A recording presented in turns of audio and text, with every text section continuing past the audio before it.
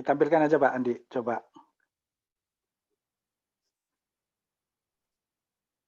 Ya, Bapak Ibu sekalian, saya mulai dari data ini. Jadi intinya bahwa telekomunikasi seluler itu pada prinsipnya sudah cukup merata kalau di Pulau Jawa ya. Kemudian itu di Sumatera juga cukup padat site yang dibangun oleh operator seluler. Kemudian di Kalimantan cukup lumayan, Sulawesi cukup lumayan. Hanya memang di Pulau Papua itu belum cukup padat karena memang di sana kebutuhannya mungkin apa istilahnya penduduknya kan tidak merata ya. Di sekitar Jayapura itu sudah di cover, kemudian di Sorong cukup di cover dan seterusnya. Jadi intinya saya ingin mengatakan bahwa telekomunikasi di Indonesia ini berkembang cukup pesat. Yang perlu diketahui bahwa kita ini sudah membangun sekitar 200.000 site BTS untuk mengcover sekitar 300 juta nomor pelanggan. Next.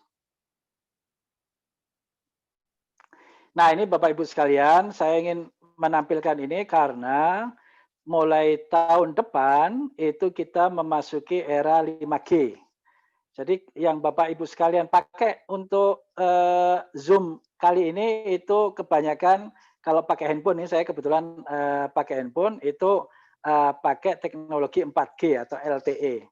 Tapi mulai tahun depan teman-teman operator seluler akan mulai menggelar apa yang disebut dengan 5G sedemikian rupa sehingga kalau dari sisi kecepatan itu akan jauh lebih cepat dibanding apa yang ada saat ini yaitu 4G. Next. Nah, ini saya langsung menyampaikan apa yang disampaikan oleh Pak Andi tadi, bahwa ketika ada telepon atau SMS atau melalui WA atau yang lain-lain, itu pertama cek ke penyelenggara. Itu pihak penyelenggara kan dalam hal ini Briling ya, atau BRI, atau bank yang lain lah. Atau tadi ada, karena kalau kami, Bapak Ibu sekalian, agen Briling, itu sering diminta untuk hadir di dalam pengundian di Kemensos. Jadi Kemensos itu sebagai salah satu pihak yang diminta untuk menjadi saksi ya untuk di dalam pengundian sedemikian rupa sehingga pengundian itu bersifat fair atau bersifat adil ya. Jadi bukan karena dipilih pemenangnya tertentu, tidak. Jadi pihak Kemensos selama ini selalu menjadi saksi di dalam undian tanpa biaya ya. Kan ada undian yang pakai biaya tapi kalau di Kementerian Sosial seringkali begitu. Nah, kemudian intinya tadi kan sebelum acara kita mulai ada iklan dari Kominfo. Ini kebetulan yang membuat itu diantaranya adalah BRTI tadi. Karena akhir tahun yang lalu ada kejadian yang cukup heboh lah di tanah air terkait dengan dua hal ya. Satu kaitannya dengan SIM swap, artinya ada orang yang datang mengaku sebagai pemilik SIM card tertentu, kemudian meminta diganti SIM card-nya karena dikatakan itu hilang. Padahal itu bukan yang empunya. Yang empunyanya sedang berada di luar negeri. Dan kebetulan yang empunyanya itu sedang ada di pesawat. Jadi kira-kira si gerai dari operator itu ketika menghubungi yang bersangkutan off ya. Jadi tidak bisa menghubungi yang bersangkutan. Jadi dianggap bahwa inilah yang berhak, padahal ternyata bukan. Dari SIM swap itu berlanjut pada yang tadi disampaikan, yaitu OTP ya.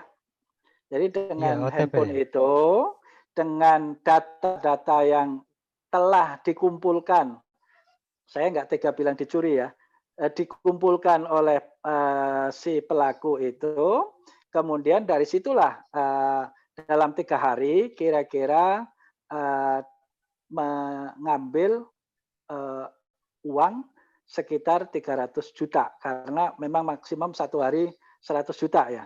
Jadi si pelaku kejahatan ini berhasil mengambil 300 juta kira-kira, kurang ya, 270-an.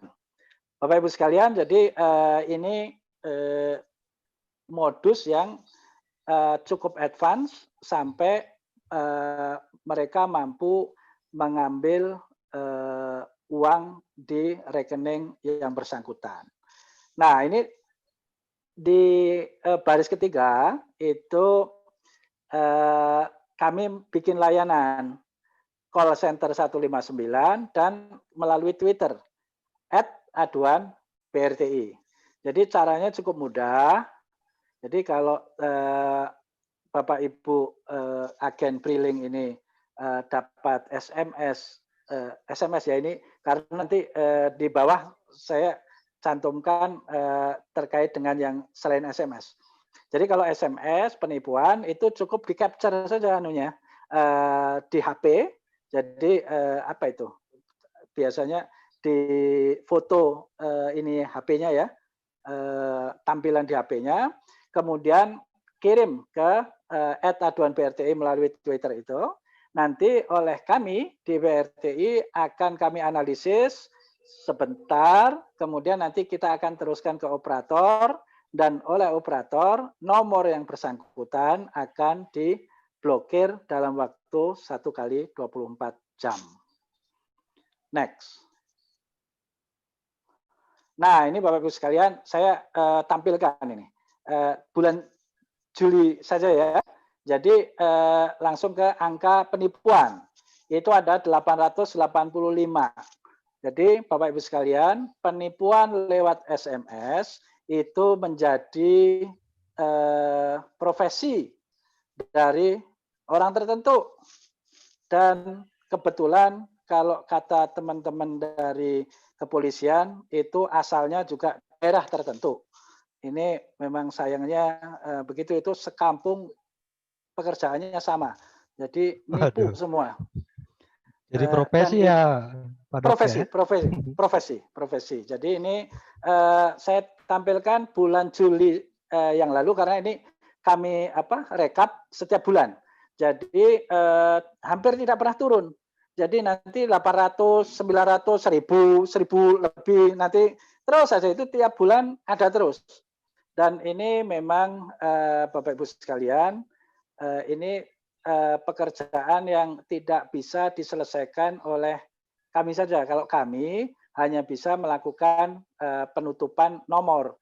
Sayangnya apa yang kami atur terkait dengan registrasi prabayar itu tidak 100% sukses, dalam arti ternyata masih banyak orang yang meregistrasi kartu prabayarnya itu dengan identitas orang lain. Nah, ini yang jadi persoalan, dan itu sekali lagi ternyata pelakunya kira-kira sama dengan yang melakukan penipuan. Karena kalau kita, ini saya, Bu Vita tadi, Pak Andi, kemudian Pak Tamem atau yang seterusnya, itu ketika daftar kan nama kita sendiri, nik kita dan nomor KK kita sendiri.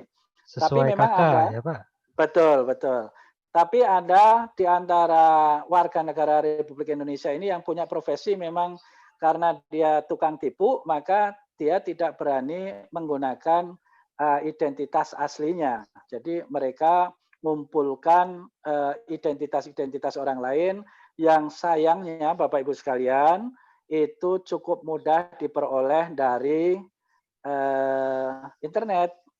Dan ini mungkin Bapak Ibu sekalian nanti bisa menjadi satu agen yang mendidik masyarakat agar tadi ada kalimat jangan mengobral data pribadi di internet. Karena itu akan digunakan oleh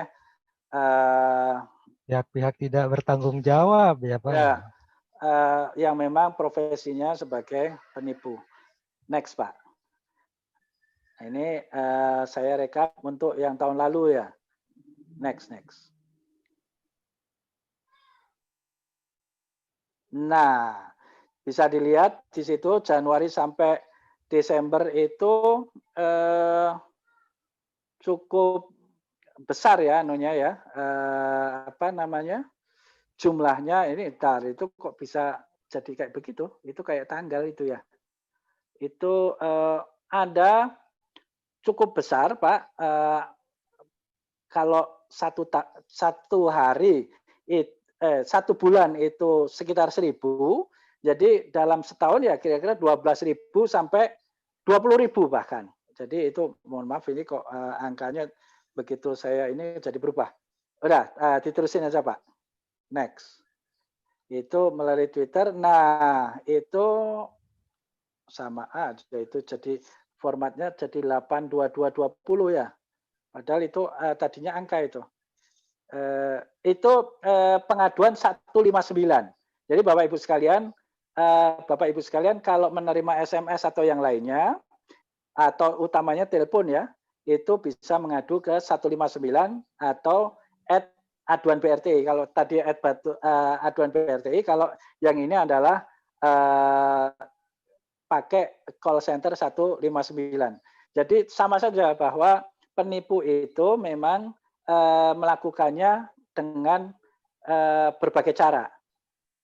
Satu pakai telepon, dua pakai SMS, tiga pakai WA, empat macam-macam ya. Itu ada yang bikin semacam situs palsu sedemikian rupa sehingga ketika diklik seolah-olah ada situs resmi dari yang memberi hadiah, padahal itu situs bohong-bohongan. Nah, ketika Bapak Ibu sekalian melihat itu, nanti aduannya berbeda dengan yang ini. Next Pak. Udah, terusin lagi. Next lagi. Terusin lagi. Nah, ini itu ada namanya aduan konten. Jadi Bapak Ibu sekalian bisa dilihat situ selama setahun itu ada 1,8 juta situs itu yang ada penipuan melalui situs palsu. Jadi ini total penanganan situs ada 1,2 juta, kemudian total penanganan media sosial ada 653 ya. Nah, ini aduan itu ada macam-macam itu Bapak Ibu sekalian bisa lihat, ada pornografi, ada perjudian, ada penipuan. Nah, kalau penipuan itu ada sekitar 8.689 dalam waktu setahun ya. Artinya Bapak Ibu sekalian, situs palsu yang barusan saya sampaikan itu ada 8.689 yang ditutup. Kalau bahasa Indonesia waktu kita belajar di SD itu, satu ditutup, tumbuh 1.000, kira-kira begitu. Waduh. Ini memang karena kemudahan untuk bikin situs. Bikin situs itu cukup 100.000 berlangganan selama 1 tahun. Ini memang dibuat murah itu tadinya memang untuk kemudahan berusaha, tapi ternyata ada yang berprofesi penipu memanfaatkan murahnya hosting dari situs internet itu memang dia kalau ditutup bikin lagi, tutup bikin lagi, tutup bikin lagi terus saja. Ini kita masih berpikir bagaimana cara mengatasi hal-hal seperti ini karena sekali lagi, kalau situsnya itu adalah .id atau Indonesia, kita itu cukup mudah. Tapi kalau situs itu ada di luar negeri, yang kita bisa lakukan adalah memblokir aksesnya. Kalau lokasinya ada di Indonesia, kita bisa memblokir situsnya. Kira-kira begitu. Jadi beda ini, memblokir situsnya dan memblokir akses ke situsnya. Aksesnya Kalau yang ditutup kalau ya. kalau ke luar negeri yang bisa kita lakukan adalah memblokir aksesnya. Next, Pak. Sepertinya sudah. Ini terakhir ini. Jadi Bapak Ibu sekalian, bahwa kami itu BRTI mulai bekerja sama dengan berbagai instansi, diantaranya adalah Badan untuk Perlindungan Konsumen itu YLKI. Kalau YLKI kan swasta ya. Swasta. BPKN, Badan Perlindungan Konsumen Nasional. Itu melalui itu di bawah Kementerian Perdagangan. Jadi iklan layanan tadi itu kerjasamanya dengan BPKN itu adalah negara, YLKI itu adalah apa namanya? Kalau masyarakat itu organisasi independen. Ya betul, organisasi apa istilahnya kalau NGO itu? NGO, ormas NGO, ya. Ormas betul. Ormasnya adalah YLKI. YLKI itu Bapak Ibu sekalian sangat sibuk tiap hari karena adanya aduan-aduan semacam ini. Jadi apa namanya yang sibuk terkait dengan penipuan-penipuan ini cukup banyak. Jadi memang kita ini sedang berusaha secara sistemik ya, bekerja sama dengan kepolisian, bekerja sama dengan Kementerian Dalam Negeri, dengan Kementerian Perdagangan, dengan OJK. Karena kalau Bapak Ibu sekalian kan sebetulnya ada di bawah OJK ya, regulatornya ya.